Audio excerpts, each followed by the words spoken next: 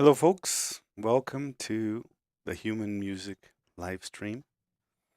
Um, I always want to say podcast, but I don't know. I don't consider it a podcast if I'm the only one. Like for me, podcast implies you're gonna have guests and conversations and stuff. But I don't know. Maybe this can be considered. I mean, Yannick Guizdala does a bass podcast where it's just him talking, and he doesn't call it just a live stream. He calls it a podcast. I don't know. Doesn't matter, right? It's just words. So anyway, welcome once again. I'm back after almost a week break from where I went on a road trip with my family. My mom is here from Brazil. In fact, I will end in 2 hours this stream punctually this time because I have to take her to the airport. She's going back to Brazil today. She's been here for about 10 days. Hello, Metupa. I knew you'd be here. Welcome. Hi, Breeze.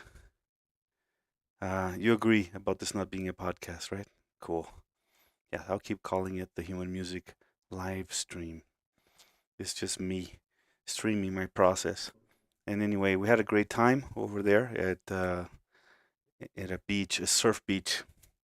Thank you, David. It was indeed a nice vacation. It was a strange one. The beach is it's a surfer colony over there, and it's not really a beach for kids. The the current is very strong, and it's all rocks. So I found a little patch with sand. So we went to a little patch with sand where you kids could do sand castles and collect shells and stuff. But then when we went in the water, it was these huge, round, colorful rocks. They're beautiful, but you can't really like walk. It's very wobbly. It's easy to. So I tried just like swimming, even if it was shallow, just kind of swimming into the water. But then the current would like drag me in towards the waves, and then the waves would push me back. I felt like a t-shirt being hand washed, just like being rubbed against. I got quite a few little scrapes and stuff, and realized when I saw my little girls approaching the water, I was like, "Hey, yeah, sorry, girls, we're gonna enjoy the little pool." There was a little pool at the house that my friend graciously lent us. He's running an Airbnb there for surfers, but he gave me a weekend at the house as a birthday gift. So we just had to pay for the cleaning. It was very gracious of him. But the girls ended up having a great time collecting little rounded rocks of different colors and little seashells and playing in the sand and stuff. And we had fun anyway. Mostly swimming in the little pool. I did some bass videos. I took a bass, my headless 5 string, and tried to take advantage of the nice scenery. You should see these. They should be up as shorts. I usually try to find like a nice moment of my improvisation. I don't prepare these at all, so they're just improvisations.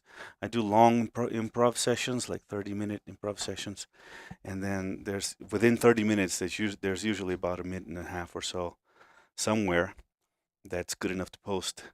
So, and then after the beach, it's about 7 hour drive from here, which is tough on me personally. So I prefer to split it up. So what we did is we took 3 hours to Morelia, which is a beautiful city, it's a colonial city. It was the capital of New Spain for a long time. And it's a city with history for me because it's where the Mexican Center for Music and Sound Art is, where I've done many talks and classes and performances in the past. So I have friends there. And so what we did is we went there first. We spent the night at a hotel in Morelia, and then the following morning we drove over to the beach, and on our way back we did the same thing. So we drove to Morelia, spent the night at a really nice hotel there. I again used the scenery at the hotel to record some bass improvisations, and then the following morning, not quite the morning, we actually took our time. We went to the market in Morelia in the afternoon, and then we drove back, and we were here at 8 o'clock last night, 8 p.m. last night, just in time for the girls to go to sleep and be ready to go to school again this morning. They missed 2 days of school already, so we wanted to make sure they made it. Um, they missed Friday and Monday, so it was worth it though. It was my birthday after all. You don't turn 50 every day, so it was really nice. And now I'm back. Um, Now I will be starting a job pretty soon, helping out a composer, important composer, producer friend from Brazil. Um, I started by just being the contractor for the Mexican leg of a Netflix production that they're doing, and now it seems he's going to need my help on other things as well. So I'm looking forward to helping him out. That might I'm going to try to continue even if they're shorter.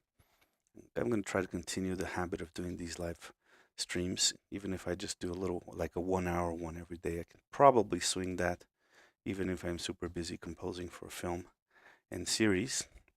But I thought I'd just let you know anyway that this might happen. I might, if things get really, really hectic with the composition production for film for this production house in Brazil, I might have to skip a day or two here and there. But I'll try to let you know in advance. And I'll try to come in anyway, even if it's shorter streams. I just want to keep this habit going because I'm really loving hanging out with you folks every day a little bit and getting, the Human Music Project moving along. So, uh, s- speaking of moving along, we have our Spy Jazz. I was listening to it and I figured that it's a little busy. It needs to have more space so that different elements can come in and cause little events and surprises to keep the interest. When you have too many things going on at once, it's the same as having nothing going on at once, in the sense that it doesn't grab the listener's attention. You alienate the listener; they cease to pay attention. So you need to know like um, how to bring in the right elements at the right moments where they take their spot on center stage in the spotlight for a little bit rather than fighting each other. And I also noticed that there are some little things that deserve some fixing. For example, when I muted everything but the drums and bass, I realized that I did two drum takes, right? One with the brushes and one with the cymbals. And there are moments where they don't quite match, where they don't make sense, little things to fix. So we're going to start with that, right? So I got a little head start here and just EQ'd the drums a little bit, made them a little clearer sounding. So I filtered off a little low mids here, some lows, and brought up some of the bright highs from cymbals and the brushes, just to give it a little more presence. Um, and then we already have a compressor over here acting on those drums. And then also uh, we might as well have a reverb. We'll load up a reverb for the drums here as well. So I don't want to waste time, so I'm just gonna probably load the Valhalla Vintage. Or another one I've been liking for these more vintage sounding recordings is the Arturia plate. That might be the one for now. We'll turn it all the way wet. Remember, always use effects all the way wet when you're using them in a send, in an auxiliary channel, and you're using it as a send effect, meaning you're sending from various channels to that one reverb channel rather than plugging the reverb into an insert slot in a channel itself. On Pro Tools, if I hit Command and this little dot next to the send here, it opens faders for that send, which is really nice. It's like having one of those fancy old school mixers that had faders for sends. And so now we have double the amount of tracks for the drums this time because it was 2 takes. And I'm thinking, for example, I didn't really play the kick drum, did I? On either take. So we can probably clean up a little bit by uh, I won't delete just because I'm kind of paranoid about deleting stuff and realizing I need it later. So I'm just going to use hide and make inactive, right? And that should be enough because I think I did probably play like the tom once. Although you can kind of see here that I probably didn't. All you see is bleed from the other instruments. So maybe I don't need the rack tom track. Let's check it out on the other take here. Yeah, this one looks like it does have some rack tom action, right? And some floor tom. Did I play floor tom at all? No, you can tell I didn't play floor tom on this one, so we're gonna hide and make it active. Let's see the other one, floor tom. Yeah, no floor tom. Although, oh yeah, right, but the floor tom is also important for floor tom mic. Also picks up the kick, the beater. But since I didn't play kick either, I pretty much normally a jazz drummer would feather the kick drum. It just kind of keeps the beat going, flowing. But I'm not that good a jazz drummer to be able to do that accurately, so I just didn't play the kick at all. So we don't need floor tom track either. Oh, this one I didn't get hidden, just got made inactive. Now that leaves us with all the overheads, the rack tom on the second take. I think rack tom on first take we can probably do the same. So this is all just to clean up more than anything. It does save a little bit of computer processing to have fewer tracks, right? But it's mostly just for me to have less to deal with, less to look at. Mithup is asking me if tostadas are good. Tostada is it's like a hard tortilla, right? It's a toasted tortilla, and I like them. I eat tostadas a lot. Sometimes I buy ready-made toasty tortillas and just put cheese on them and put them in the toaster oven and toast that cheese on there. So it's like, small nacho kind of a thing. I'm a fan of tostadas. Avocado tostadas are really nice too. The more homemade variety is excellent. So yeah, I'm a fan of Mexican food. It was one of the things that made me like comfortable moving here, because I knew I could handle the food pretty good. All right, so now we're gonna listen to the drums and bass together. And let me turn off the speakers here so I'm only listening through the headphones and it doesn't bleed through my talkback microphone. And so let's just listen. Yeah, listen. And if we notice anything that's like not nice, it doesn't quite work. Now, here's another thing. I should probably deactivate the drum group, right? And create separate drum groups. So I'm going to create one for drums 1, or brushes rather, right? And we'll create another group for, I'm going to call it ride, right? I do play other things, but it's just to make, to be easy for me to. So that means now I can just select one or the other, and all of the tracks that belong to that take are selected, and I can edit them simultaneously.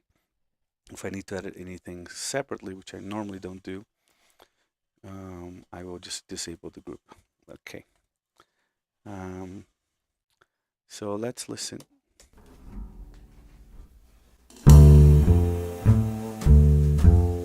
Now notice that the brushes on the snare start a little late.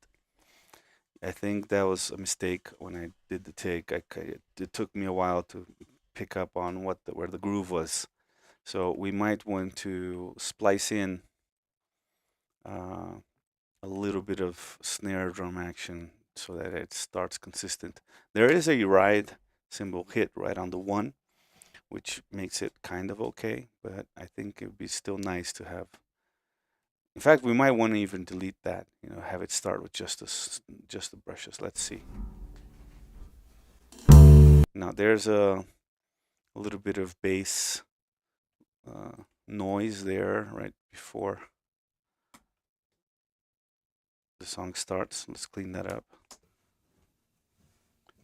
I like that little on the. I do a little roll on the ride there. That sounds nice.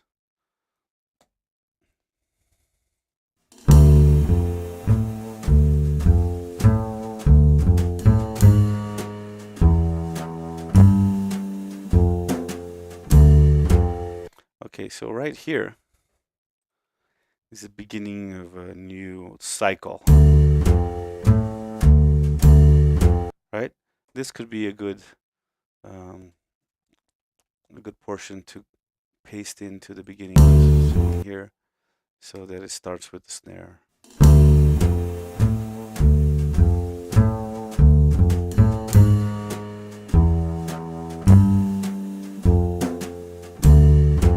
All right, let's try something else. We're gonna let just the snare do its thing, just the brushes do in the beginning. Okay, and then we'll come in with the ride hit at the second A section there.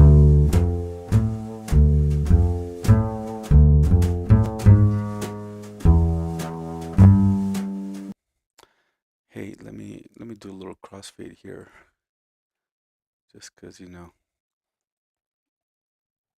sometimes I don't trust my ears. I just want to see the crossfade there, even if I can't hear a click.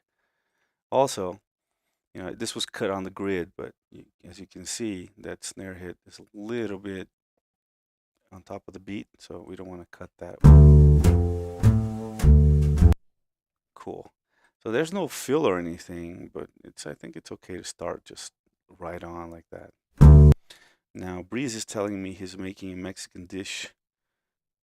Bell peppers filled with beans. Mmm, delicious. Nice. Are you squishing the beans? That's how they would probably do it here. They call it refried beans. Refritos. They call this refritos. Wow, my looks like my GoPro feed is super pixelated, super glitchy. Sometimes that happens. Who knows why? Who knows why? Anyway.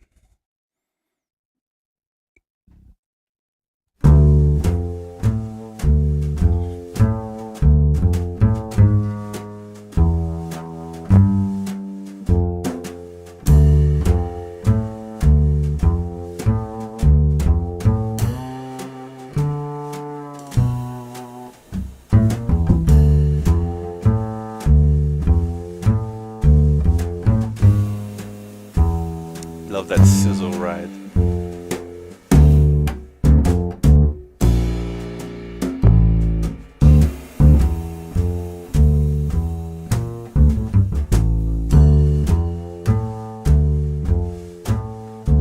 I'm gonna rename this bass just because it's like string bass melodyne committed. It was too long and weird a name.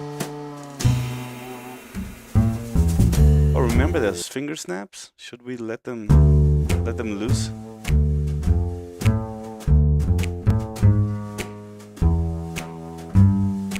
Also, we haven't sent any tracks to the reverb yet. Let's hear what the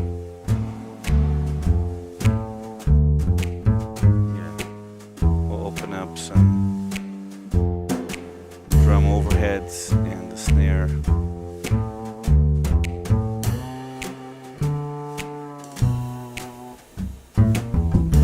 Let them get a little reverberation going there. Now these snaps, these finger snaps, they're a little too metronomic for my taste. But I think they need a little EQ. They're like too bassy. Oh, did I just put that EQ on the bass? I did. We need that to be on the finger snaps. EQ.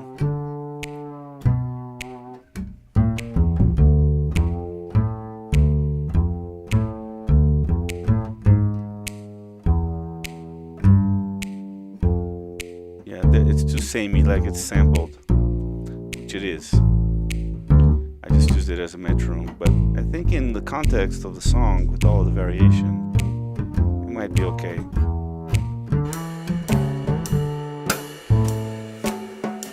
In fact, let's just unsolo everything.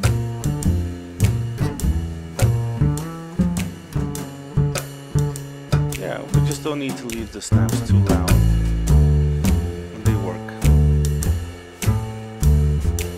Maybe the ride cymbal tracks can be a little softer. They seem to be a little too loud relative to the brushes track. Now there's some things that are weird that like give away the fact that these are 2 drum takes. For example, I do a snare thing like and a snare roll with sticks simultaneously. However, musically it works. And I don't think anybody's going to be sitting there analyzing the song, be like, "Oh, how is the snare being played with 4 hands?" You know, if somebody does confront me about it, I can just say, "Oh, actually, we had 2 drummers in the session." It's not unheard of.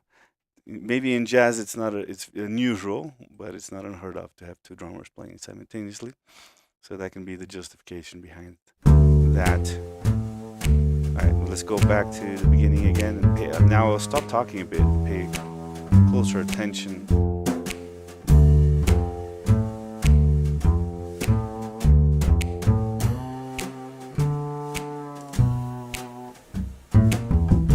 Oh, let me. So we have a Porphyry is saying greetings from a United Statesian who perpetually wishes he was in Mexico. Oh, well, come visit. Come visit and stay for 4 years. If you know what I mean. The recipe didn't say to refry the beans, says Breeze, but I was secretly hoping for a tip. Yeah, well, you know, some dishes don't refry the beans, but usually when they don't, they use these really big beans called, oh shoot, the name escapes me right now. Habas are one kind of very large bean. They're delicious. They're very soft and meaty when they're cooked. And there's another kind that's slightly smaller than the habas. So yeah, I think it would probably work either way, Breeze. You know, it's about personal taste. Maybe do some of them with the refried beans, some of them with the whole beans, and then you can decide for your future how you like them. Lima beans, maybe that's how they're called in English.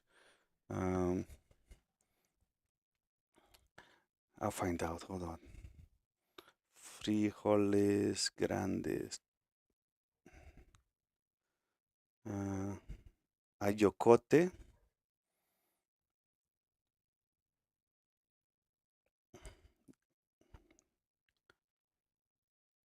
Frijol de Lima, lima beans. Frijol blanco. Ayocote, I think, is what it is. Ayocotes. I guess that's the one. It doesn't really ring a bell, but that's probably it. And then there's the habas, which are giant. Yeah, pinto beans, perhaps. And Methupa says guacamole is pretty famous, right? Yeah, guacamole is very, very famous here in Mexico. It's not just a Tex-Mex thing. We eat it a lot over here too. Avocados are a big thing, which was weird for me at first because as a Brazilian, I'm used to eating avocado with sugar made into like a dessert pudding. And in Mexico, they eat it salty, like with salty foods.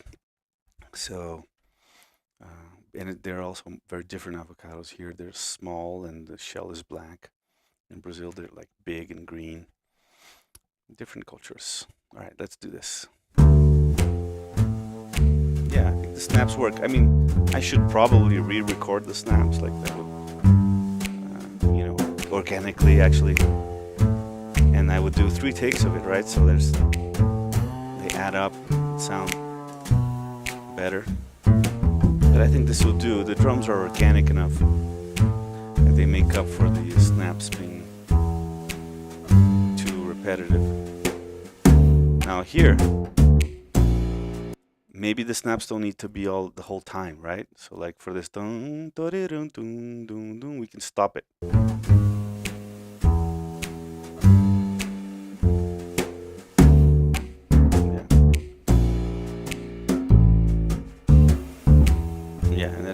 there, so let's hear that. Dun.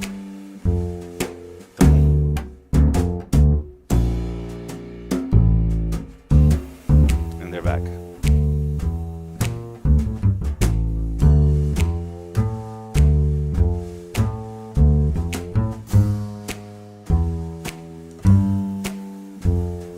Yeah, see, I do little cymbal rolls that are inconsistent with what the brushes are doing. But they work musically.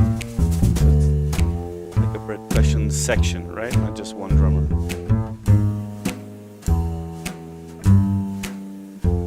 Now, when I go into writing for real, then maybe I should remove the snare brushes.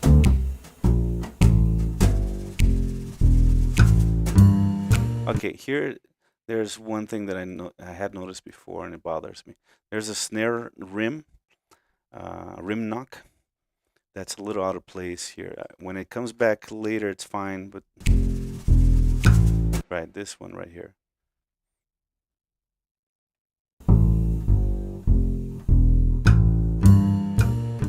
Okay, I'm just gonna remove that knock and do a little fade out here, and let the track come in with just the writing. Now here is where I think maybe the brushes should take a break, because now the brushes are no longer the timekeeper. The right cymbal is the timekeeper, and if there's a little bit of a groove discrepancy between them, it sounds weird. Unless we really love the texture and there's no groove discrepancy.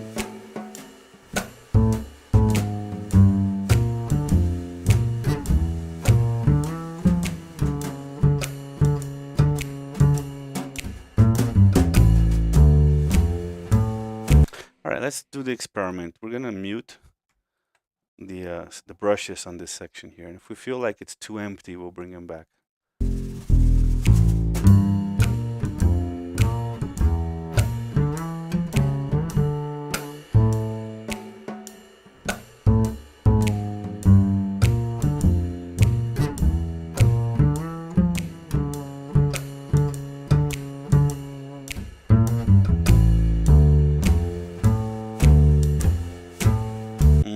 I don't know, I think I like the brushes on there.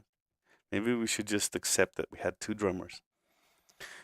Why not just record one extra layer of snaps, about a bar or two, that you can loop?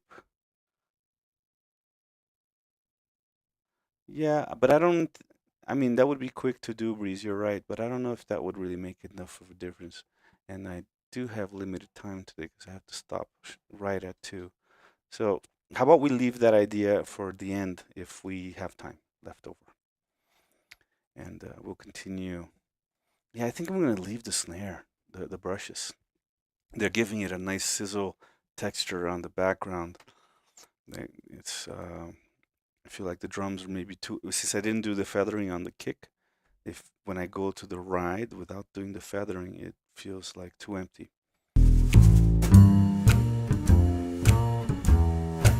We'll just fix things that are like blatantly like wrong.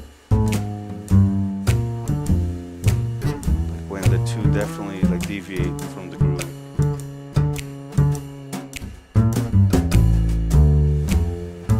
So far so good though.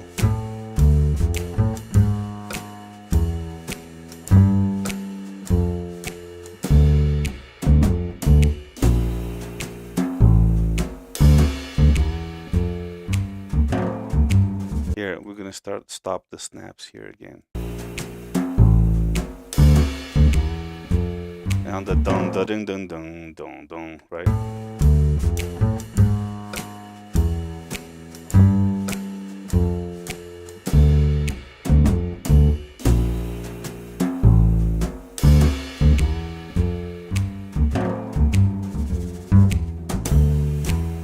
And maybe they should just come back here after this. Gives it a little more strength when we go back into the hipster groove here. Beatnik groove, right? I was walking my dog this morning, thinking about the man. I don't know, I'm not much of a beat poet.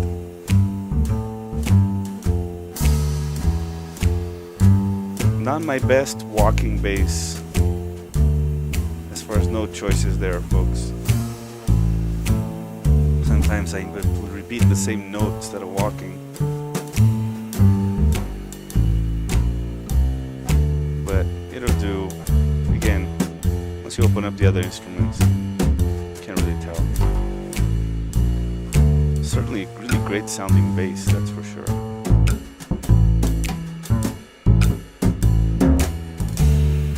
Now here I feel like the drums are a little busy.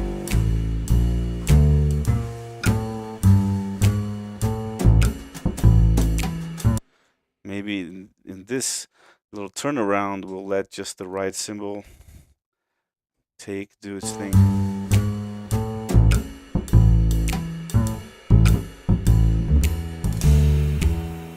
Or the other way around.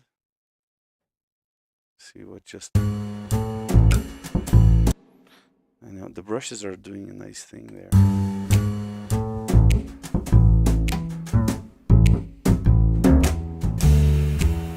I like it, but we have a problem, which is the decay of the right cymbal should, naturally would just, unless I choked it.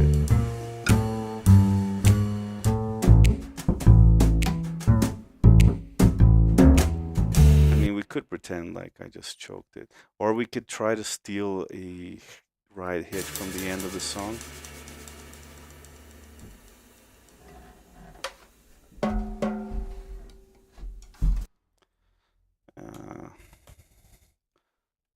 Let's hear that. Oh, I did like a roll.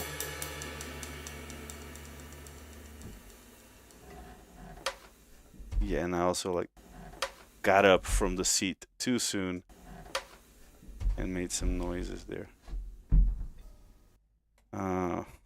Okay. So that didn't work. What if I just let that right cymbal sizzle for a little bit with a fade, and that'll sound like a choke. Yeah, that sounds better.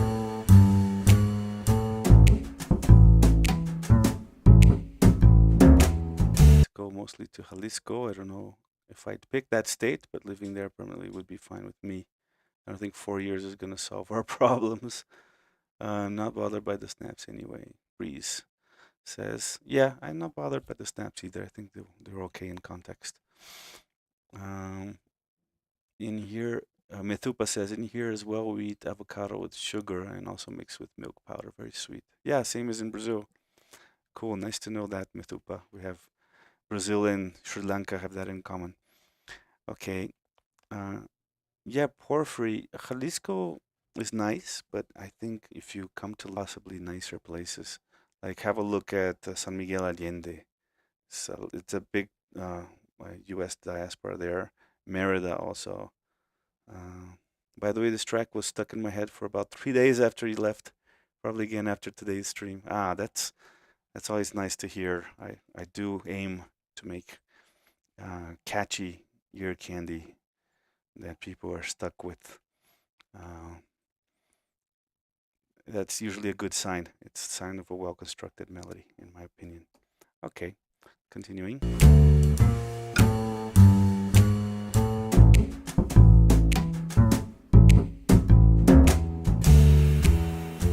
Yeah, I liked that little break. When the right cymbal came back in, you really felt it, That's kind of what I'm going for with today's session. Create little spaces, little events, little happenings, little ear candies.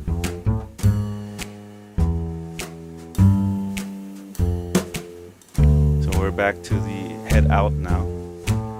So head out in jazz is when the melody comes back to end the tune, right? So you had the head in, so it's exposition of the melody, followed by a solo or section or more, which are called choruses. Look, a full, here snaps should stop. A full solo over the entire form of the song is called a chorus, and often in jazz you have many choruses of solos, but this song is kind of slow, So it would make it very long. So there's a single chorus of solos, which we might split up between instruments or have them like interplay or just have a single instrument take the lead there. We'll see. Here, this is where we stop the snaps, and then they'll come back here. Let's hear that. Yeah, space, silence. Love that little snare brushes. Yeah, and here we have another cymbal hit. We're back to the brushes doing the groove. Cymbals are just doing accents. And you notice that sometimes I do the triplet accents on the drums, and sometimes the drums just keep going and the triplet accents are left to the other instruments. Both work. I think it's nice to have the variety. Here again, no snaps on this part.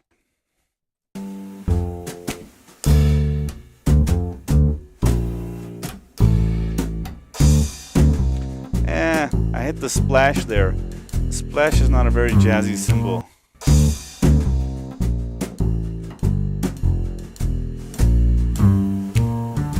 So let's see what happens if I cut out that splash and let the brushes be by themselves for a little while.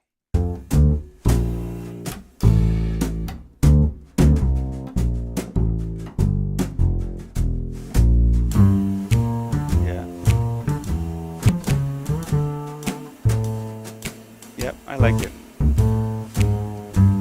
Plus I did kind of a complex fill with the brushes there. Just nice to let it be by itself.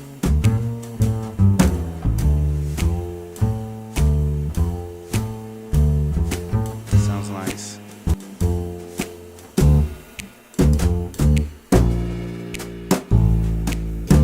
Yeah, we stopped the snaps there.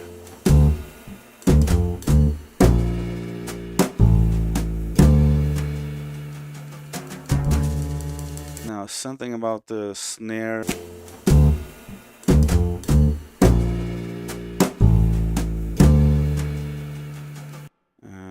I don't know. Let me cut them here.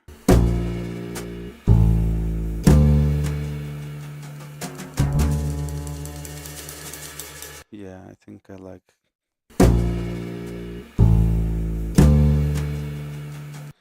Now, I think, look, if we compare the last brush hit, it looks like it's no, actually looks like it's pretty much spot on with the bass note.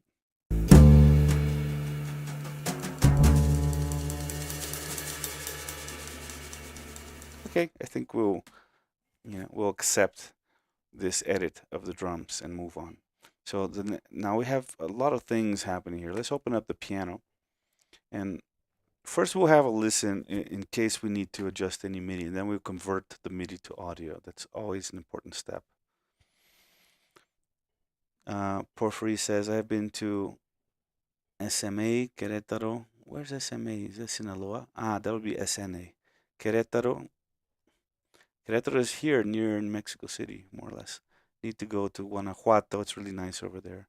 And I'd like to see Oaxaca. Oaxaca is beautiful. The food is delicious. Definitely go to Oaxaca. My trips to Oaxaca is the place where you get the best mezcal. If you're into that, I'm not a big alcohol drinker, but I do enjoy the flavor of a good mezcal. My trips to Jalisco are mostly to see my parents. Oh, your parents are there. Cool. All right. So let's have a listen to, one thing at a time, right? So I'm going to open the piano now.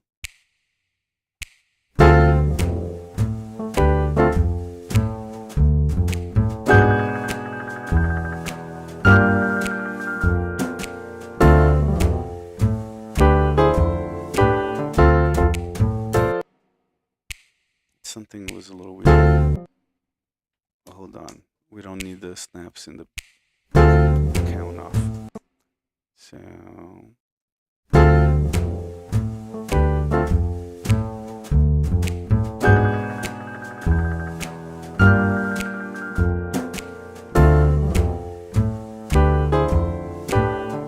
there's something about this chord that's... Let's turn the bass. Oh, it sounds fine.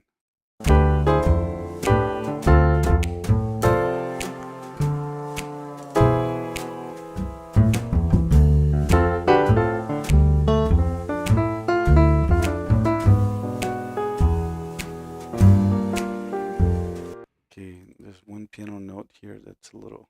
Oh. Yeah, when I double click, it's opening on this docked editor, which is like, I don't like it. So we're gonna... How do I close the docked editor? Just like this, right?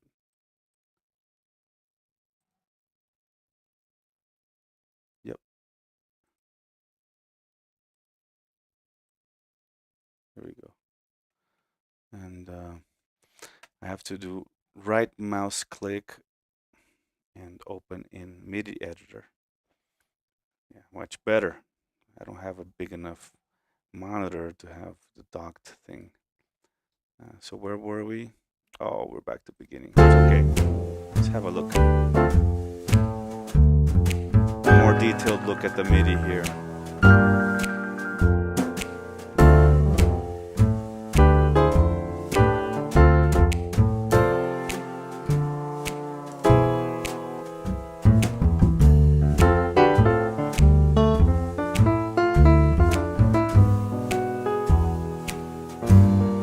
This note right here is Lee.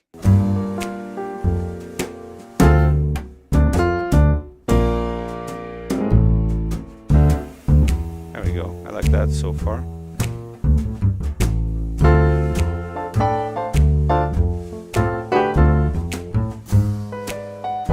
Pretty good for a non-piano player, right, folks? Gets the vibe.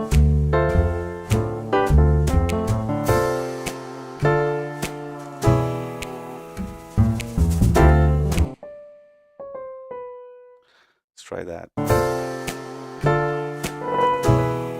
Yep. There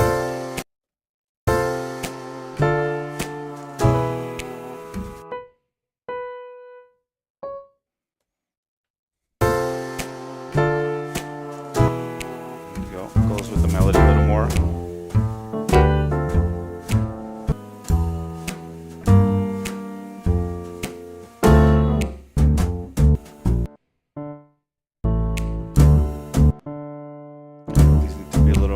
Anticipated.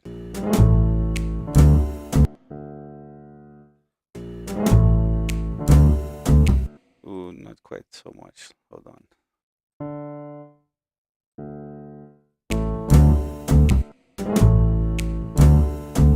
There we go. I think that's...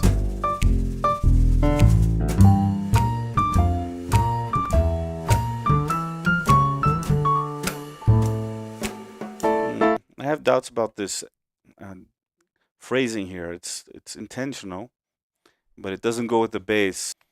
It kind of breaks from... I think I'd thought of this before and it's bothering me again. Metupa says, is it just me? I don't know, the stream's a bit laggy.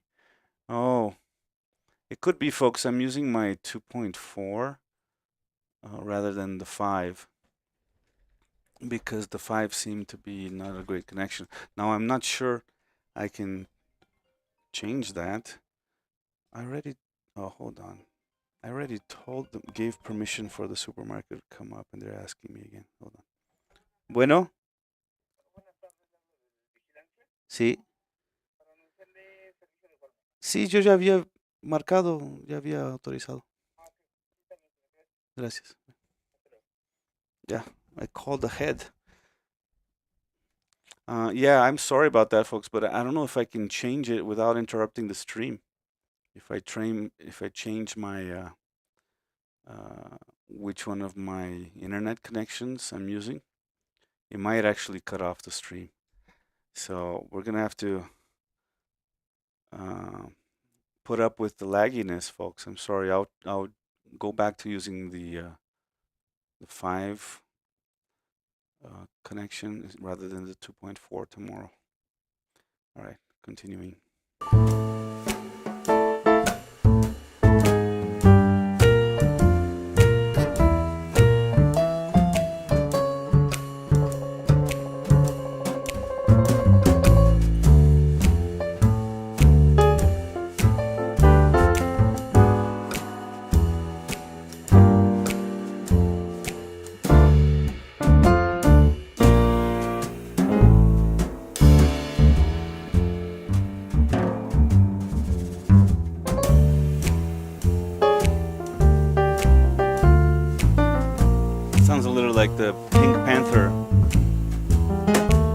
piano solo.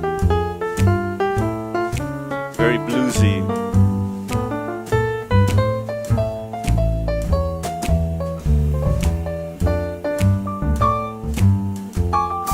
Let's bring some of these velocities up a little bit. We need this pianist to be a little more ballsy, folks. Let's see.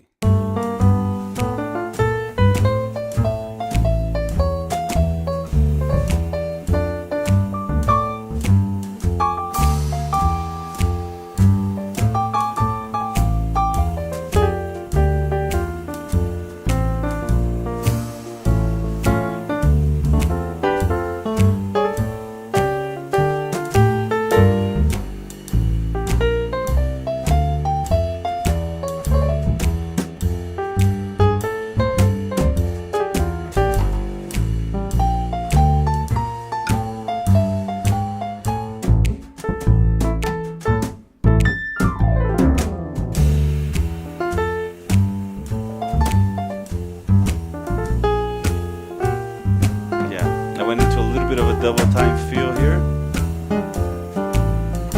Just nice break. And that's the end of the piano solo. And back to the head out, right? Love this little high note trill here. Really gives it the vibe.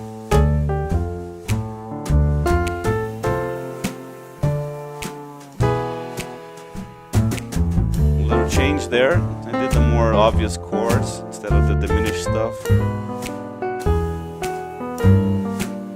I'm loving this little arpeggio that I did here.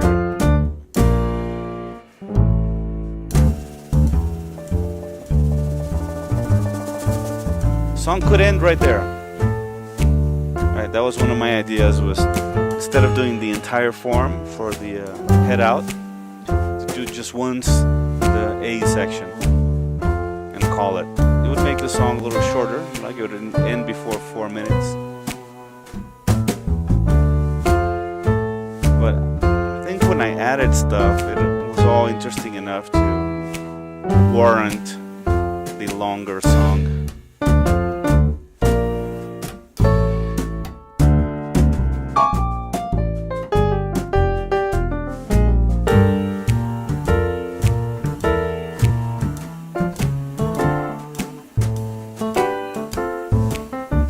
A little bit more gusto, more edge, more gumption in this ending here. A little dissonance there, so that might make it worth it, you know. And plus, if these are library songs, you know, people as they use it, they can cut it wherever they want. It's nice to have it more fabric, you know. I love that end chord. Is so idiomatic for this genre. Cool. San Miguel Allende, right? SMA, right. Yes, indeed, Pink Panther vibes for sure. If I could play the baritone saxophone, I might have a baritone that I can play with the instrument, but I don't think I can do it convincingly enough to match the perfectly organic vibe that I've gotten so far. So, all right, so let's commit this piano, right? We'll go over here to commit, and that'll convert the virtual instrument on a MIDI track to an actual audio file. Oh, by the way, I forgot to show you the model that I'm using for the piano. I changed it from that like really pristine grand to what they call the jazz upright, and I think that fit the vibe better. I can show you still if I reactivate the original piano track, and I will deactivate it. So this is it right here. It has it's the jazz upright clean. See, so that's the model I'm using. Sometimes I go in there in advanced and detune the unison strings to make it more realistic, but I think this sounded pretty good, and we can consider that this was a freshly tuned piano in the studio for a soundtrack. You know, they had budget for that kind of a thing. So we'll just call this piano now. Oh, sorry, not this track. This is the one we're gonna hide and make inactive because it's the MIDI one. And this one we're just gonna call piano. Right. Next, well, we can go ahead and get rid of the click, hide and make inactive. The melodica was kind of following what the piano was doing. So we're going to start by adding EQ and compression to the melodica just to give it a little bit more of a vibe. And I think it's a little bright sounding. And we're going to try to blend it into the mix a little better. Yeah, it sounds like an accordion almost right there. And it's doing exactly the same thing as the piano at first. So that's cool. Let's compress it too. Love these little crescendi.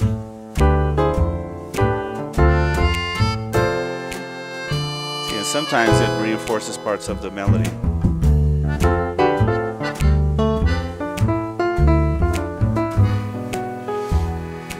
I think it sounds really nice. Definitely an accordion vibe. Or harmonica, right? Like Toots Thielemans style.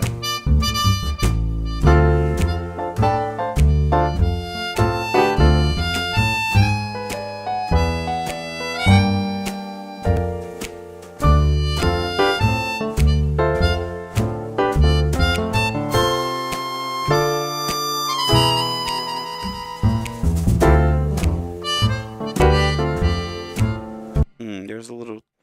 So Porphyry is saying he's not seeing lag, so maybe it's not me. Maybe it is the receiving people from the other side of the pond.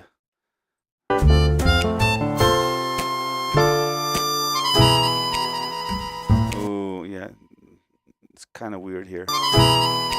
There's one note that I'm like. Let's see if I can edit this and make it work. I'm just gonna cut a little bit right here. And I'm gonna make a cut here and bring this whole section back and do a tiny crossfade. And we'll hear that. Also, it might be a little loud. So what we can do is cut here and just bring down the clip gain. And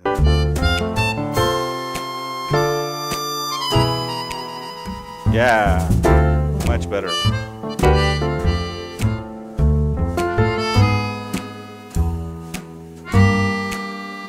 This is my nice new professional Suzuki melodica, and it's so much better in tune than the old Yamaha.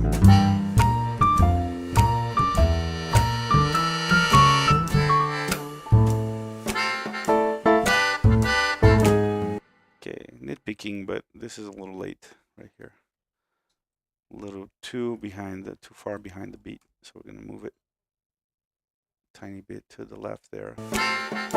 Yep. And it is answered immediately by the piano. Let's hear that. Sometimes these serendipitous things happen.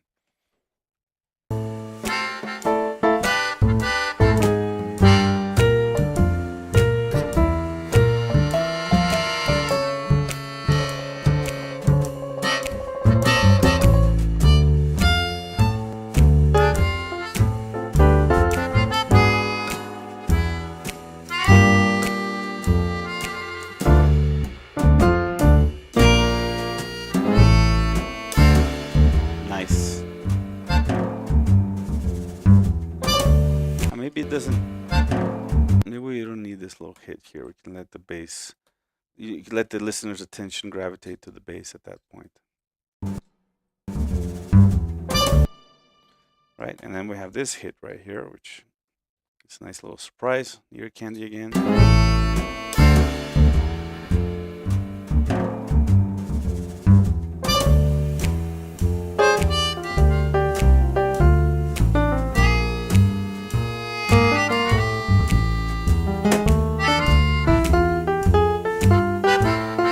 Okay, I think the piano deserves a little bit of compression, and we might automate it so that it's a little louder during its solo. And I think the melodic is doing a nice job of kind of answering some of the piano phrases, but I don't want it to get in the way. I don't want it to take attention off of the piano. So what are we going to use? What compressor are we going to use? Maybe just a good old Renaissance channel here would give us compression as well as any needed EQ.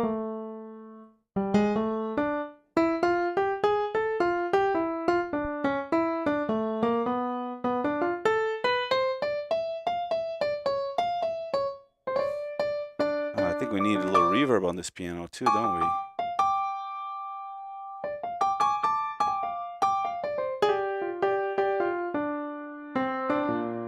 I don't think this is the right piano, the right Valhalla.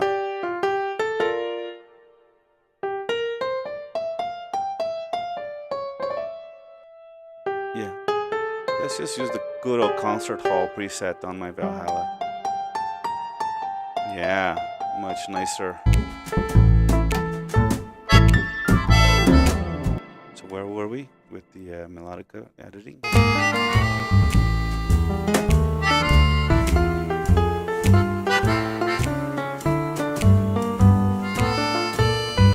So where does the piano solo start?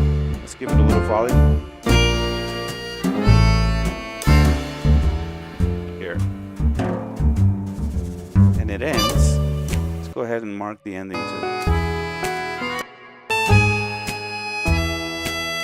Right.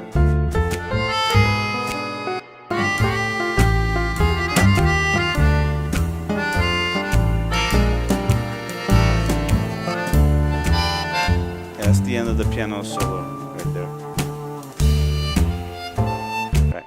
So that's where we're going to give it a tiny bump in the volume of the piano, and probably a bump downward on the melodica so that it becomes less protagonistic. Let's hear that.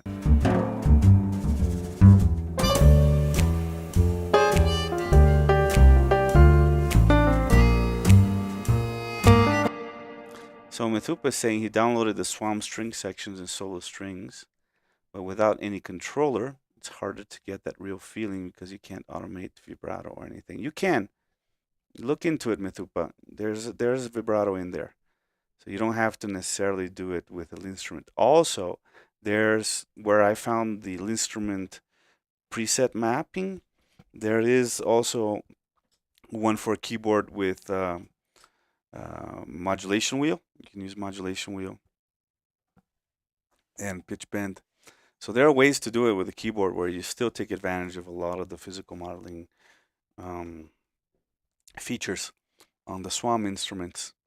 Look into that, my friend. I'm partial to the instrument. You can also use an Osmos. There are other MPE expressive controllers out there. Roly makes a couple. I think Roly makes a nice cheap one too, like a block, a small thing. So you can,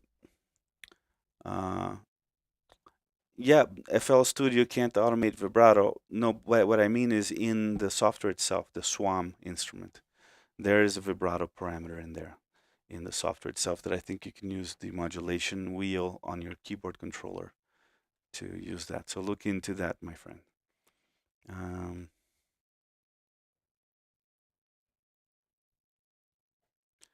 No, don't do it in the DAW. Do it in the Swam instrument window, the plugin itself. That's where you can enable built-in vibrato that you can access using the modulation wheel.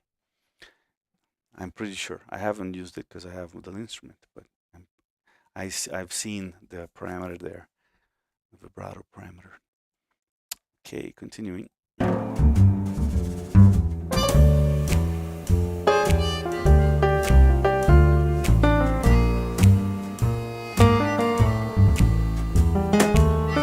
Yep, it's nice to hear that piano take more prominent space in the mix here.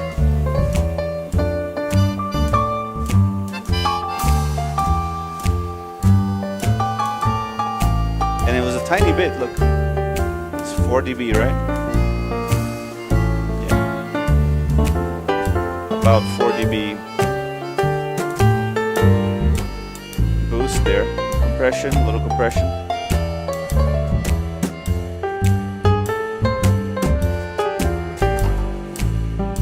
Maybe the bass also. The bass is leading the melody on most of the track, but here it is not.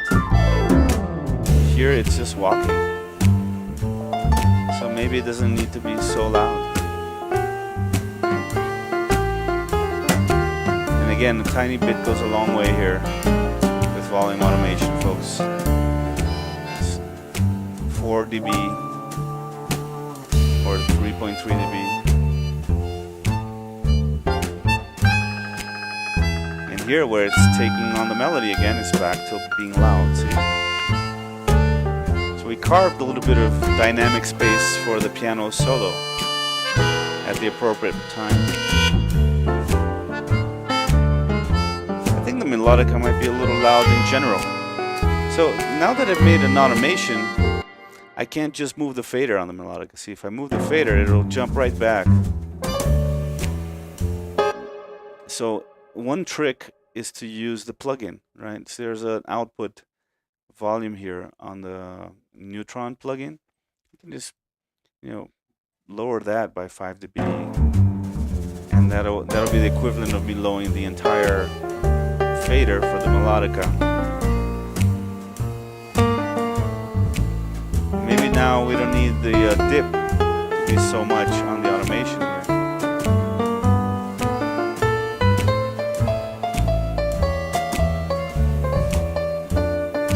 Could also be that I lowered it too much, right? Maybe have a little more reverb on the melodica.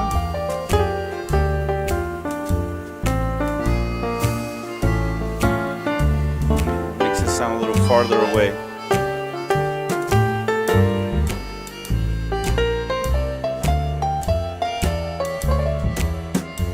I love that compressed piano sound. Gives it more of the tape feel, like it was recorded on an old school tape.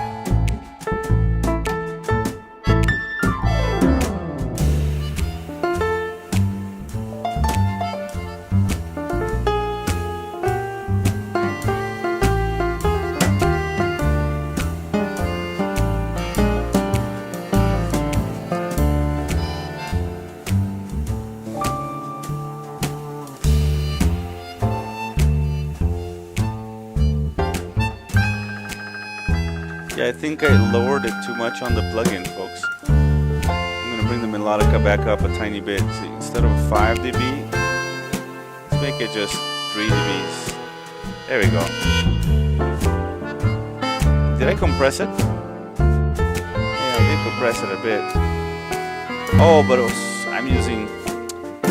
You got to be careful with the Neutron, because by default, it's a multiband compressor. So if you just put up the amount here, you're doing it on the selected band, which is the low band, which really is nothing for the melodic itself. So make sure you click on this, and then it's the normal compressor. In fact, maybe I'll use the vintage and actually set a threshold and everything.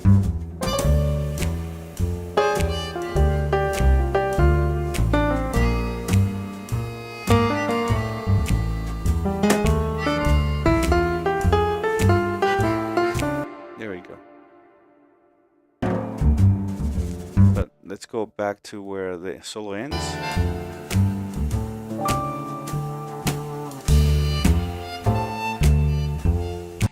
So Porphyry says he's got some chores, or she, and I don't know the gender of this person. I've got some chores to do before our child gets home. Enjoyed the stream. If Breeze is still here, just wanted to say love both of your videos.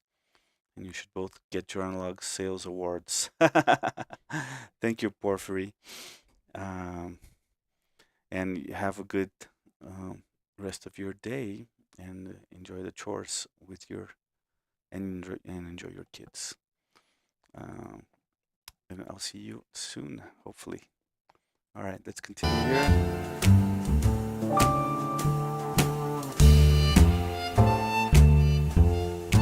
Yeah, I think we found the spot for that melodica there. Now it's centered. It's a little bit left of center. Let's move it a wee bit further to the left, so it's got more of its own spot there. And that was too much reverb. We'll bring it down a little bit.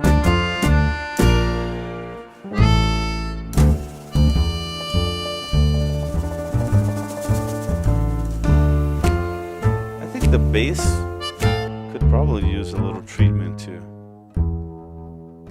Let's open up a neutron for it.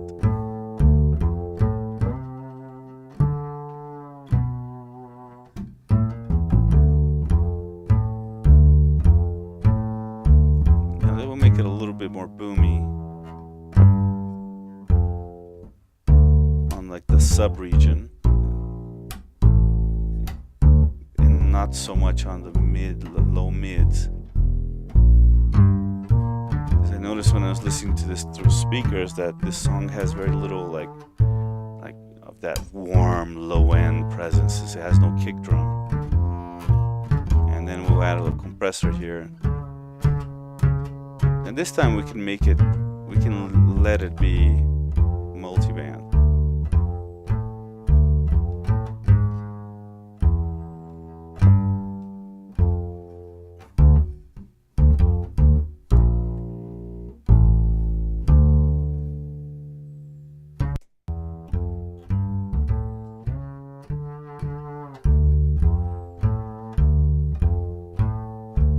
Already sounds nicer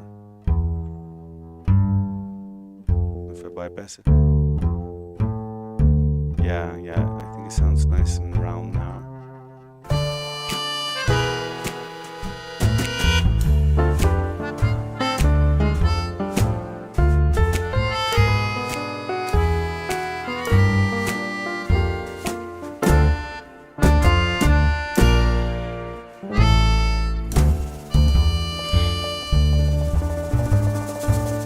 Remember, we're still editing the melodica. It's just that I get sidetracked, and which is normal for me. If I notice some mixing thing, I don't wait because I'll forget. I don't write things down, so I'll forget. So definitely, like if I feel, I need some compression and EQ on the bass, I will stop and I'll do that. But then I'll try to keep in mind what the main task is at the moment, which is going over, listening to the melodica and putting it in its spot. Maybe editing a little bit, doing its automation. So yeah, you do get sidetracked, but don't forget the main thing, so you don't get lost in the process. So yeah, we're almost done listening to that melodica track.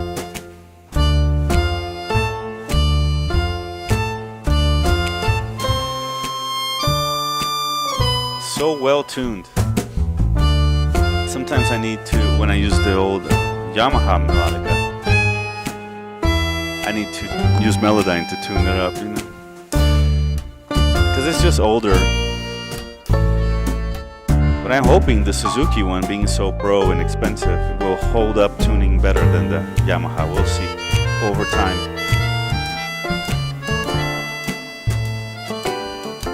And here the melodica takes on more of a soloistic role over the melody, and it's fine because we already heard that melody. So to have something kind of soloing over the top at the end gives it some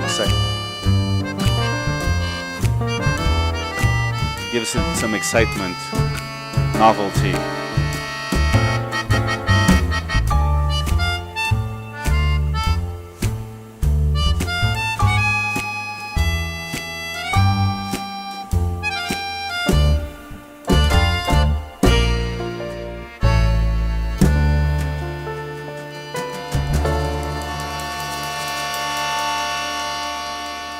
Beautiful. Beautiful, beautiful. What's this plonk? Oh, it's the bass. It's me putting the bass down. Yeah, let's just cut that. We don't need that.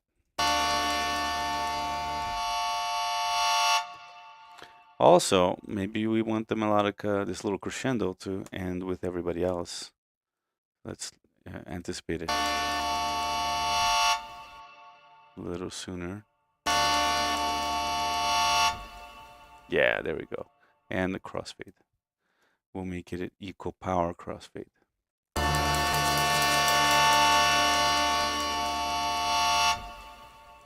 Nice. Okay, I think so far so good. All that we have left is the bass 6, which is that big old guitar Leo Fender designed 6-string bass guitar that few people know about. But it's very different from what we now think of as a 6-string bass. Now we think of basically a 4-string bass with 2 strings added, also in fourths, also wide spacing, also long scale. But the bass 6 was actually basically a guitar tuned an octave lower. So it's a little bit longer scale than a normal guitar. So I think it's 28 rather than 25-inch, but it's not quite 34 like a Fender Precision. And it never quite caught on. It was used for certain things, but it was used for some of this spaghetti western and surf music stuff that I'm inspired by to do this. So I thought it was very appropriate for this. And also the Beatles, whenever Paul wasn't playing his Hofner bass, if he had to play piano or something, then one of the other guys would grab a bass 6 and do those low notes. I think mostly John would, because he was a more supporting role as a guitarist, and George was more of a soloist. So let's go ahead and open up that bass 6 track, and this is what that sounds like. Oh man, it's perfectly James Bondish. It might be what they used. They might have used the bass 6 for that James Bond stuff. Let's give this one a neutron as well. Neutron is a nice plugin because it has everything you might need. And we can start by filtering out some of the lows so it doesn't fight the upright. I mean, I already used the built-in high-pass filter on the bass 6 itself. But it's now what we can do is the melodic is a little to the left. We can make the bass 6 be a little to the right. So it's not fighting the piano and the bass that are centered. Also, we don't want it to be. I mean, the upright bass was the origin of this song. It's the main, the protagonist for the most part.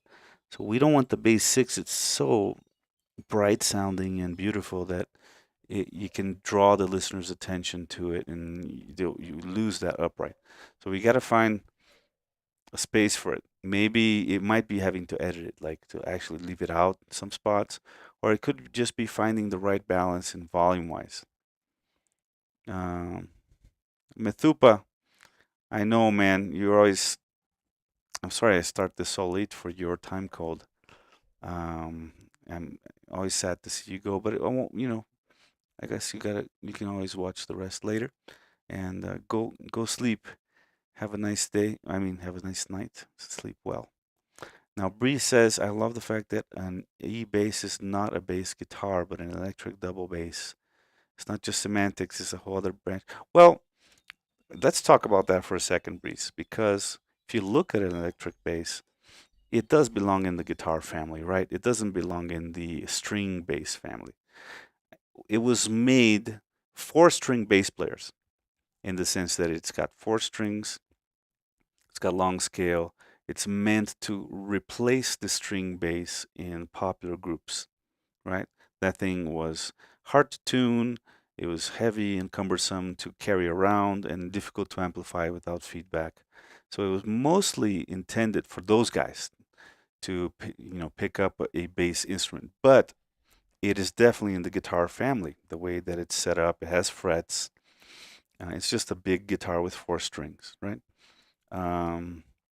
So I do consider, and in fact, Anthony Jackson, the inventor of the 6-string bass, not the Fender bass 6, but the one that we use in jazz music and even heavy metal these days, he called his bass the contrabass guitar, right? And that's the one that's tuned with a low B. It's the 4-string bass with an added low B and an added high C. I have a few of those as well. I'm a fan of that instrument as well. Um, but it's definitely in the guitar family. It's not in the bass VO family. But it's kind of hybrid because it was intended initially to replace the string bass in modern pop groups. So it is a bit of semantics, but not only semantics. In fact, when I was starting out, I got offended when people called it a bass guitar. I said, it's an electric bass, not a bass guitar, because I didn't want the association with the guitar. Nowadays, I accept when people say bass guitar. I know what they mean. Some people don't even notice the difference. They're just like, oh, that's a guitar, right? They don't count the strings or look at the size or anything. They just see, the tuners, the frets, the body shape of a jazz bass or a P bass, and like that's a guitar. If they see it next to a Stratocaster, they'll be like, oh, okay, this one is bigger, has thicker strings, has fewer strings. But yeah, that's the. I've been getting into some of these discussions in social media about, what family does it belong to. The string bass belongs to the viol family, like viola da gamba and things like that. Not quite the violin family. Violin goes down to cello, which is tuned in fifths. The body shape's a little bit different. Has like a lip on the side. And the bass VO found its place in the orchestra and stayed on there.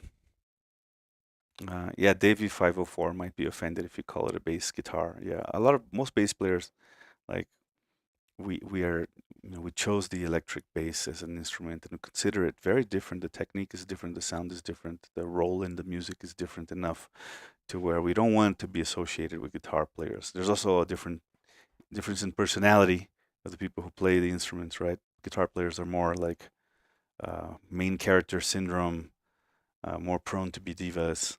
Bass players are more supportive, a lot of producers and composers are bass players. So yeah, we like to call it electric bass. But there's also the electric upright bass, right? Which I have one. I have an NS Design Wave 4.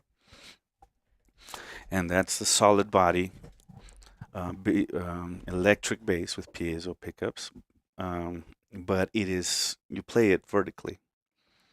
And it's got the same scale length and curvature on the fingerboard as an upright. It is an upright. It's just an electric upright. And you can play it with a bow as well. It doesn't quite sound like an acoustic, but it does the job really well for gigs and stuff. For example, if I get a jazz gig at a place where I might have, trouble having to carry my big acoustic upright and amplifying it, I might take the electric one. It'll get close enough to the sound and has the same feel, more or less, right? So that's a little discussion on basses there. All right, let's go back to listening to this and finding a place for it in this mix.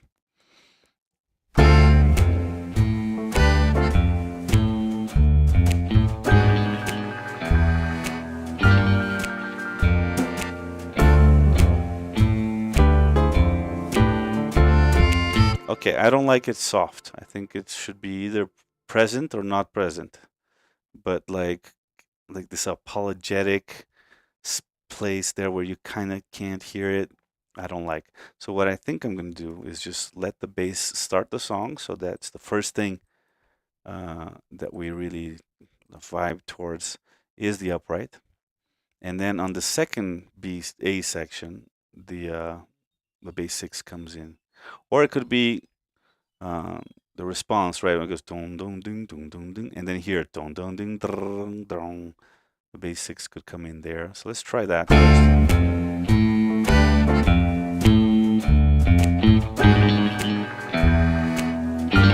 Now, here let's see what it sounds like if I take it out at the beginning of the song.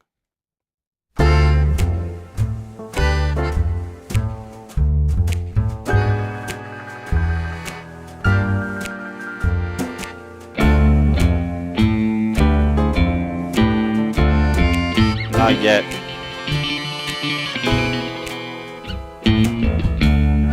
There. Maybe from the fill, right? Maybe it comes in there. Also, I don't know. Maybe the melodica. I really want to give the upright its due prominence, at least in the beginning of the song.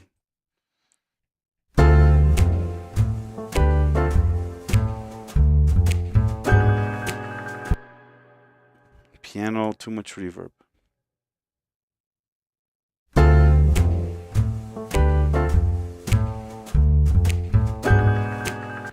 Also, maybe we'll let just bass and drums for the beginning.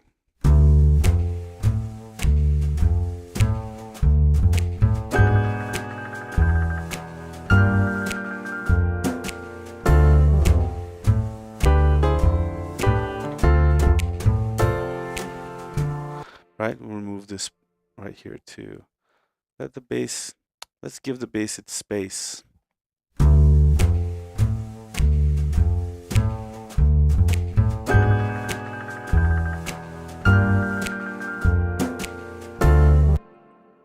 Maybe even this. Oh man, I love this Valhalla preset, but it's too long. We're gonna bring the decay down to 283 seconds.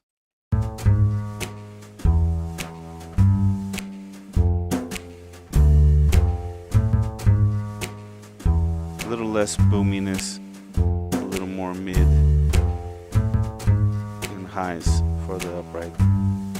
Let it be more present. Okay.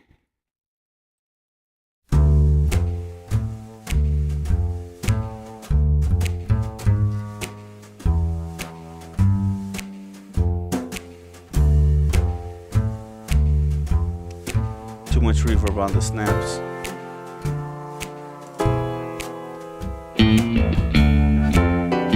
Maybe too much volume on the snaps too. Can let them be a little less prominent. Okay. Also, it might be the moment to edit a little bit and get everything starting on where it should. But I do want it to stay on the grid, so I'm going to choose 16th note here. And everything will be shifted relative to the grid a tiny bit, but not completely out of it. So we use shuffle in all tracks to delete that that silence in the beginning there. So when I hit play on Pro Tools, it starts the song. Yeah, there's still a little bit of silence here. Hold on. Maybe I still want to do like a little fill here before the first note. I feel like it's starting too dry.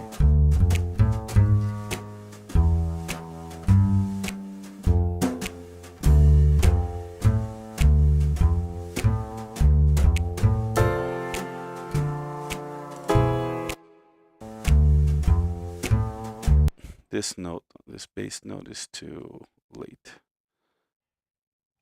Yeah, once the bass is exposed by itself, you can notice its little imperfections. So you might need to fix something that previously didn't bother, and now it does.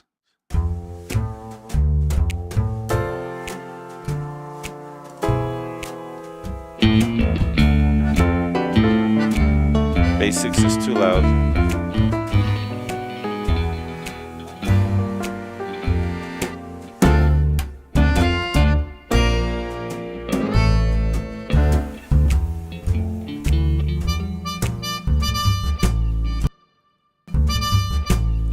Maybe this is the intro we need. Yeah. Just a...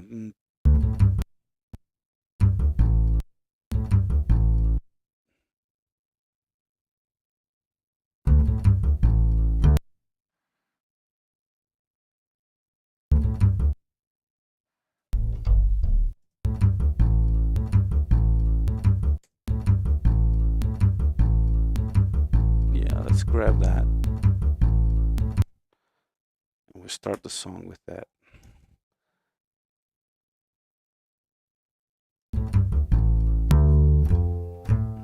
Just need to crossfade here. Wee bit in slip mode. Let that note start where it starts. Little crossfade to get rid of the click. And also the beginning, it was 당갱그덕공, right?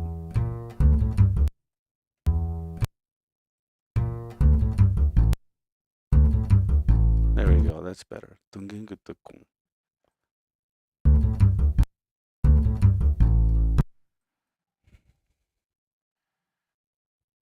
There we go. And you know what? Instead of like deleting the beginning, I'm just going to put a marker here. That way we'll bounce it right from where it starts to make a sound.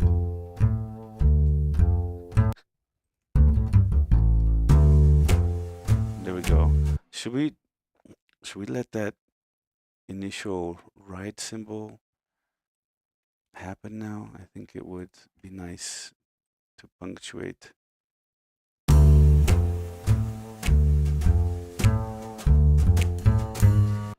Now I can cut it from here. Right, just let that one symbol exist in the very beginning of the track.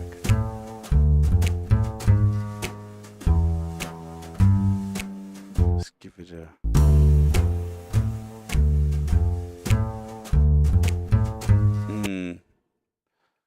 I think this fade has to be more logarithmic. Just cutting out too much.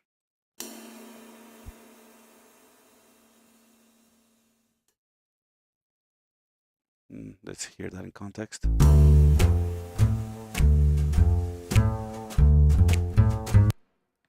Breeze says, especially because everything else is playing a very similar thing. Otherwise, it starts sounding as if the bass player got lazy and just copied the melody. Right. Yeah, we want this to be a bass feature, at least in the very beginning, right? Then we can start adding things and just detracting from it. But I do want it to be clearly a bass feature.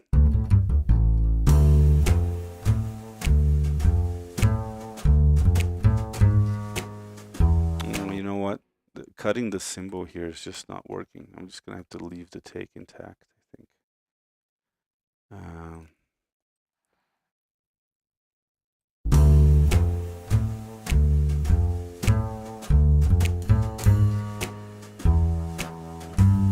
Yeah, it's fine. I played it softly enough.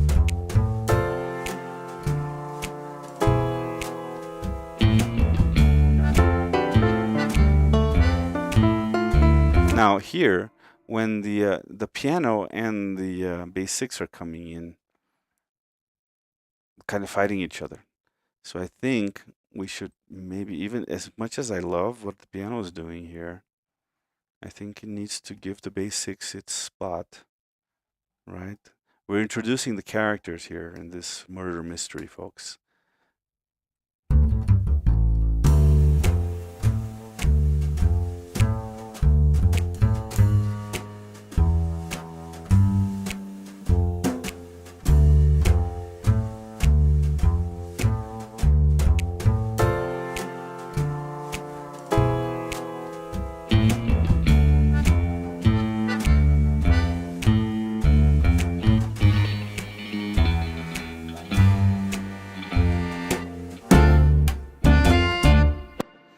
The melodica also needs to come out there, but we can let it do its little swells here, because those don't bother. And then the piano's fine doing these two chords here, but then it should give the basic space. And then here, everybody's in. Let's hear that. Very careful construction here, so that the ear goes to one instrument at a time. So first it's the bass, it's a bass fill. Then we get the rhythm, which doesn't really fight it at all. So we're still listening to the bass, but it's being like supported by the rhythm. It also gives it a vibe, right? Sizzle cymbal, brushes. Here the piano comes in. but only does those two little chords, and then the bass 6 does its James Bond thing. The melodica does the swells, and everybody does that little phrase right there.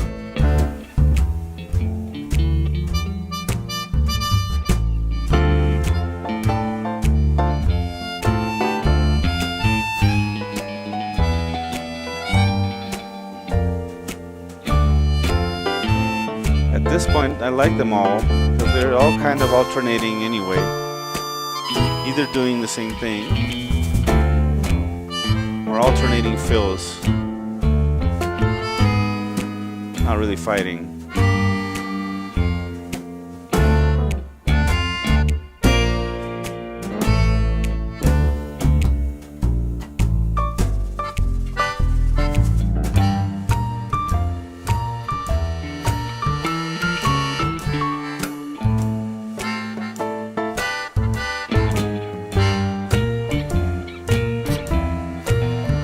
Something here, I think the bass 6 got the melody wrong. Yep, I screwed it up right there. So we can either delete this or we can look for a better at the other take.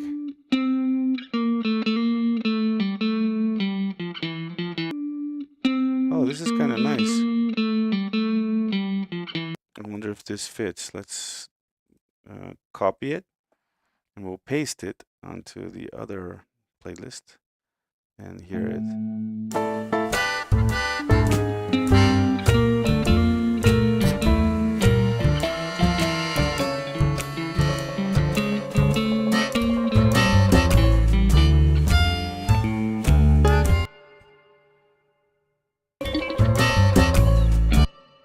I kind of like it.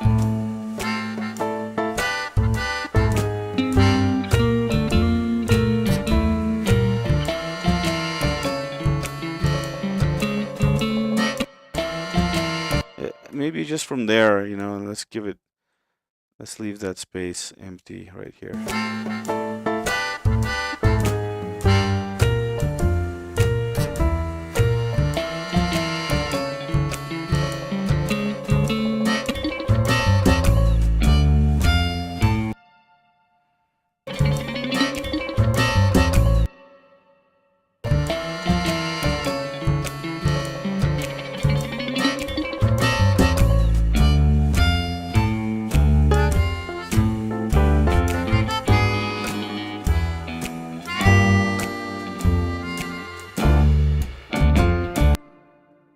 Just keeping on cleaning up.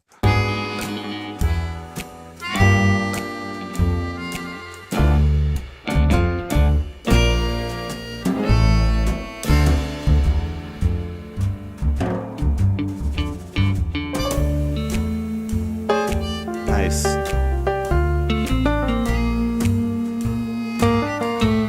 I think we can, the piano is doing dun dun dun and the bass doing something else, bass 6. So we'll just let it do this one little note here. And we'll have it start with the piano note, right? So it's not fighting it. Yeah, along with the melodica too. So on the very one. Okay, well we do need the attack. So what we're gonna do is we're gonna cut a piece of the middle here and move the bass 6, so we get the attack, the pick attack. Okay, the fade needs to be an equal power fade and longer so it blends better. There we go, that's a little better. All right, we'll remove this little bass 6 phrase here because it's fighting the piano.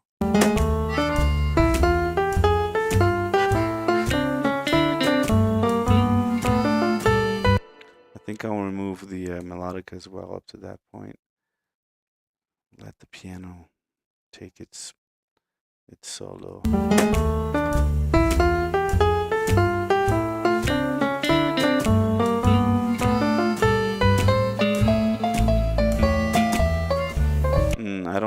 this basic section over here. Let's see if there's something better in the other take.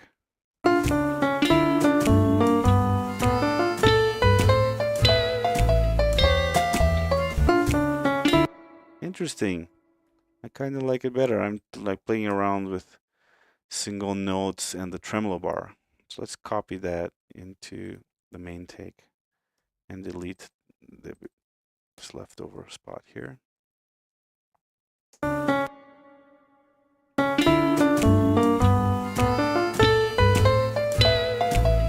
Hoofjaw, good to see you here. Yeah, definitely say hi at least once, man, so we know you're here.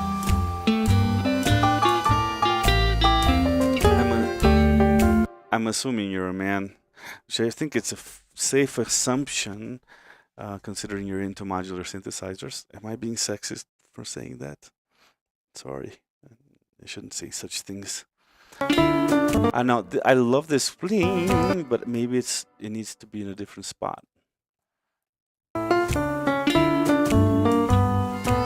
Yeah, maybe right here. Yeah, I think this sounds better there. And then we cut this leftover spot. Note that got cut. Yeah, that got covered.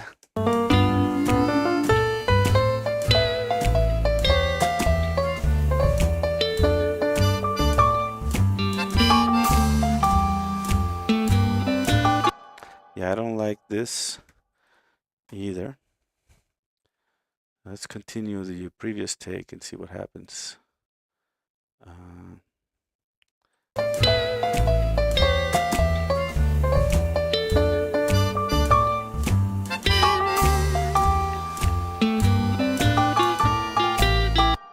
All right, I like this note, but maybe not there. Hold on.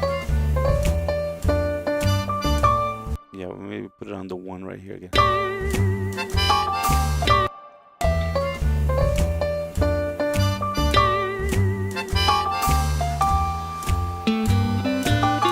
Yeah, and we give it space for that phrase.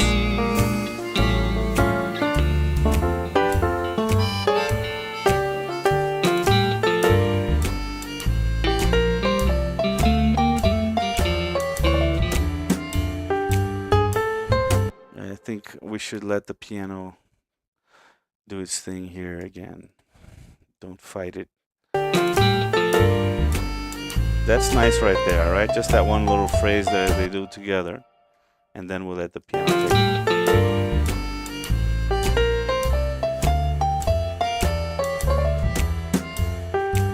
Yeah, I think the melodic is just like dirtying it up right here. Let's clean it up. See, it's difficult for me to be so ruthless because I'm also the melodica player. So I'm offended that producer me is cutting off some of those beautiful phrases that I did.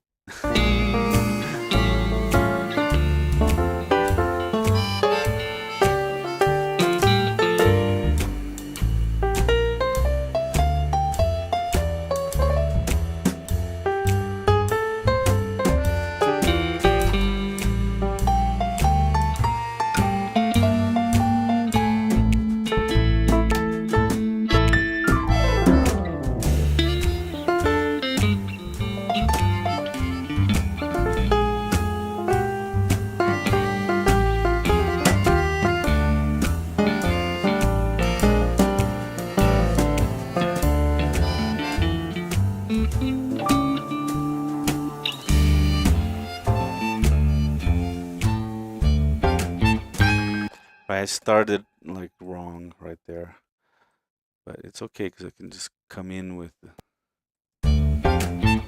just that spot right there, so that sounds okay.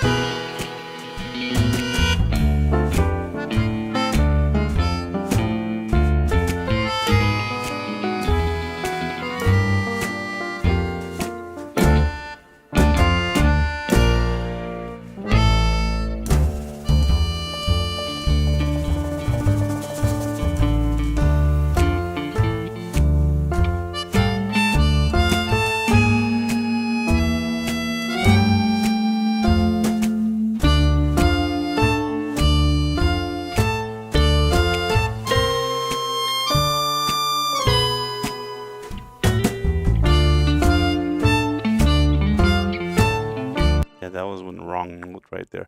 Let's see if maybe. Oh, I'm deleting melodic when I should be deleting bass 6. Sorry, folks.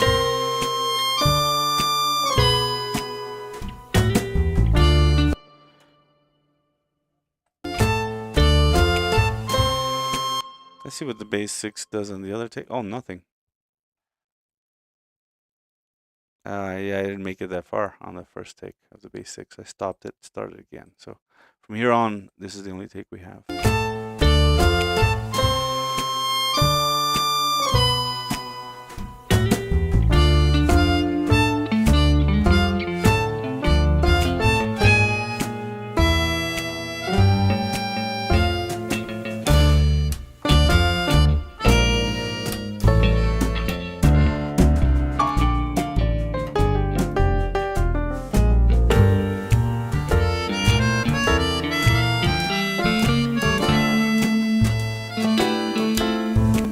Now melodica and bass 6 are kind of dueling there over the melody.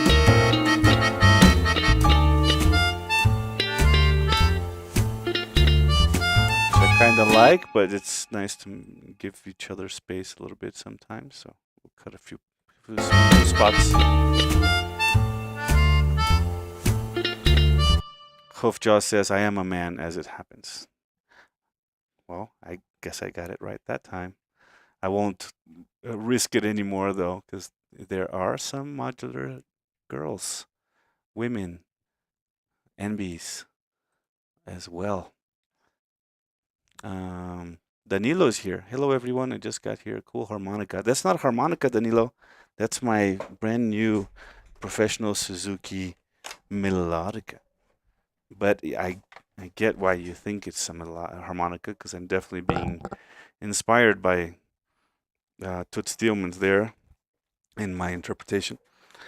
But the beauty of the melodica is that a keyboardist or someone who plays keys, such as myself, can simulate an accordion or a harmonica sound by using one of those, or a harmonium, right? Like an Indian harmonium. So we're almost done, folks, and just in time to, in 15 minutes, I have to leave to take my mother to the airport. She's going back to Brazil. Sadly, today it was super nice to have my mom here for a couple of weeks for my 50th birthday.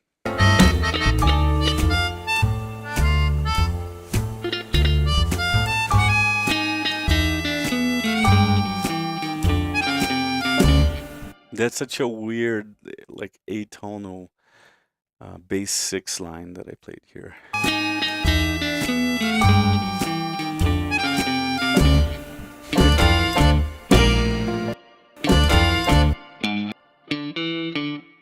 That's wrong, too. That's just wrong.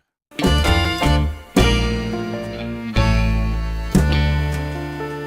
we're going to delete that.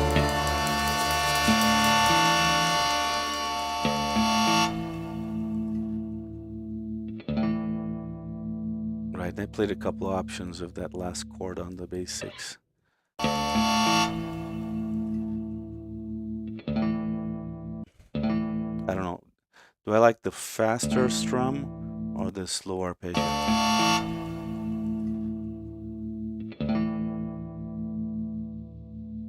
I think I like the slower one, so we're going to just take the decay from the second one and blend it in. Hopefully they don't sound too bad. Equal power. And we'll move it to where it needs to be.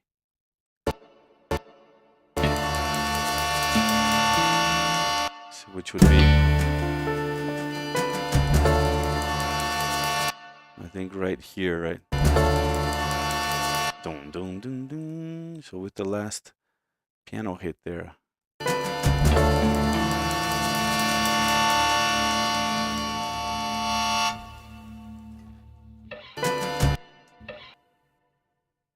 Yeah, I kind of like that little guitar sound, like string scrape sound here. The end here.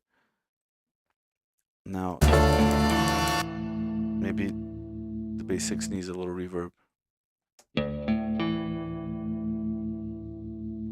Right. Yeah, so it doesn't. And where that reverb dies, around here, is where we'll put the marker for the end of the song. I think we're nearly done, but I do want the bass 6 to play along where it made a mistake here. So we're going to steal that from somewhere else where it did play it correctly.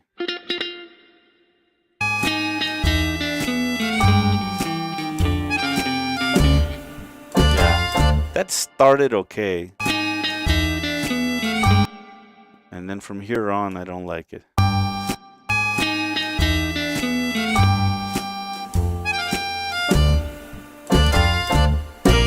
So we're going to steal that from before.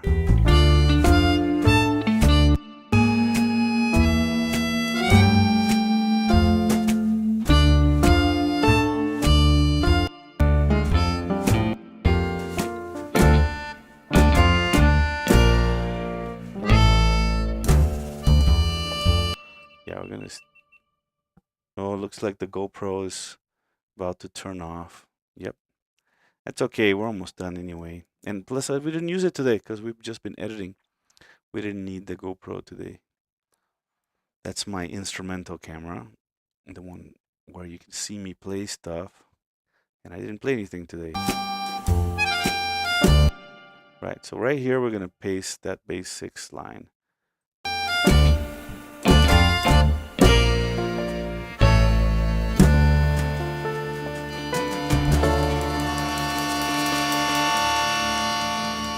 We'll do a little crossfade here to let that last arpeggio happen.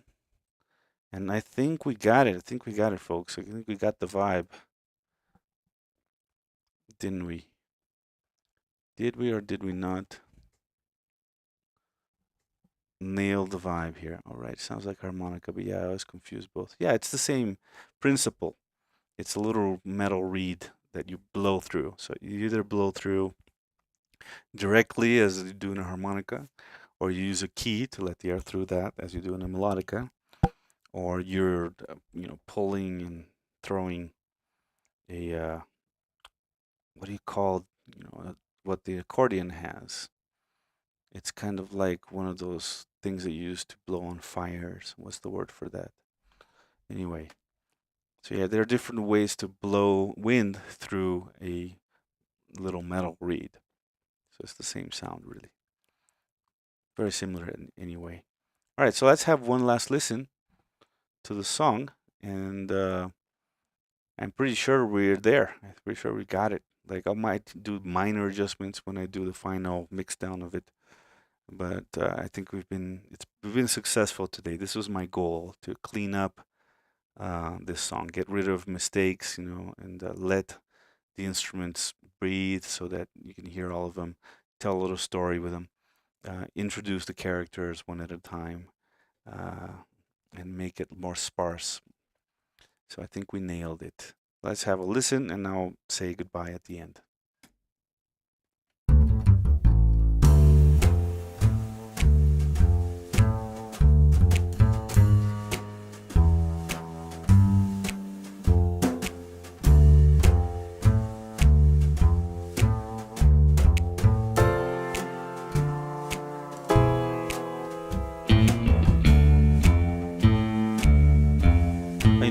One last thing. I'm just going to remove those two piano chords there. We'll let the bass just do its thing for that whole first section.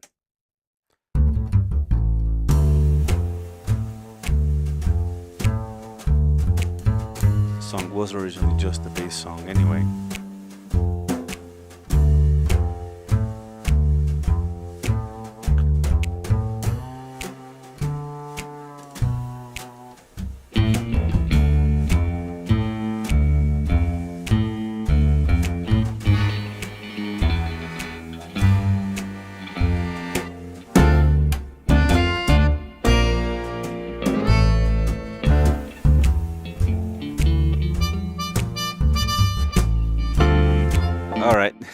Sorry, we were just gonna listen, but now I want to hear the harmonica or accordion or melodica come in stronger with those little swells there. So I loved the bass six coming in and reinforcing the melody there. That was really nice.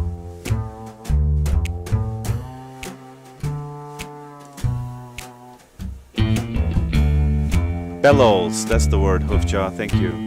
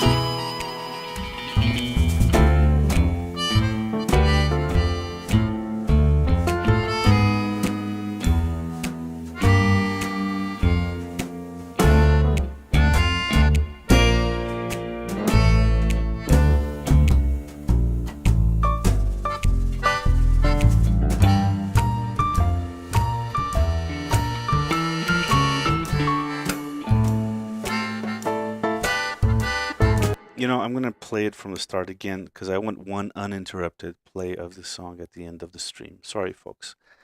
We keep teasing you. This time I'll shut up. I even turn off my mic, and I definitely won't stop and make more edits. We'll listen to this, and I'll say goodbye at the end.